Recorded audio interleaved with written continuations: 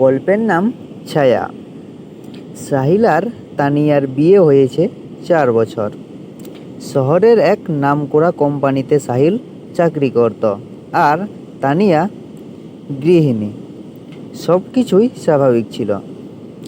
তানিয়া বরাবরই নিঃসঙ্গতা অনুভব করত। সাহিল কাজ নিয়ে এতটাই ব্যস্ত থাকত যে ঘরে ফিরে শুধু ক্লান্তি নিয়ে ঘুমিয়ে পড়ত। ভালোবাসার সময় কিংবা একটু কথাবার্তাও অনেক সময় জুটত না তানিয়ার ভাগ্যে।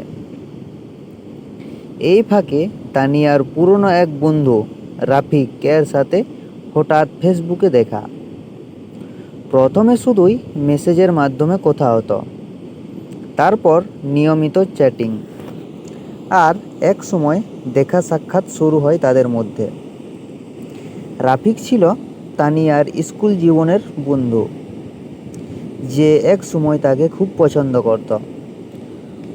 ও সব ভুলে গিয়েছিল তানিয়া, কিন্তু এখন একাকিত্বে সেই পুরনো আবেগ আবার জেগে ওঠে। তানিয়া ধীরে ধীরে সাহিলকে এড়িয়ে চলতে থাকে।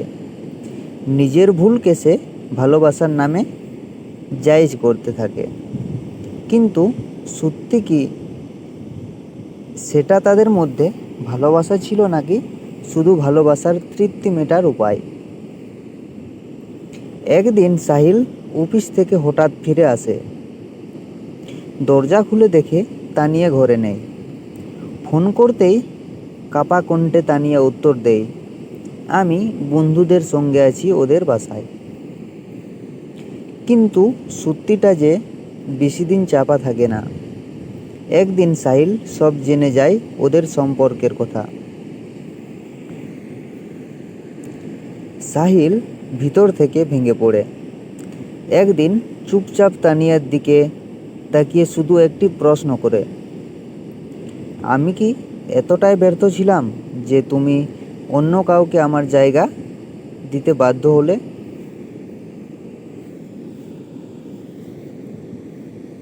তানিয়া কিছু বলার ভাষা খুঁজে পায় না। শেষে তাদের সুখের সংসার ভেঙে চুরমার হয়ে যায়। তো বন্ধুরা, এই গল্প থেকে আমরা যা শিখতে পারি,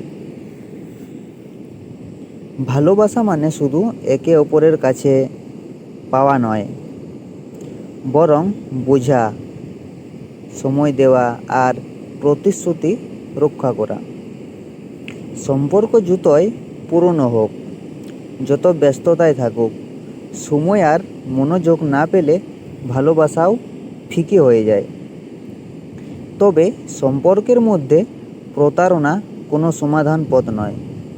সম্পর্ক টিকিয়ে রাখতে হলে নিজেদের মধ্যে খোলামেলা কথা বলার সবচেয়ে ভালো পথ। তো বন্ধুরা, ভিডিওটি ভালো লেগে থাকলে অবশ্যই ভিডিওতে একটি লাইক করবেন।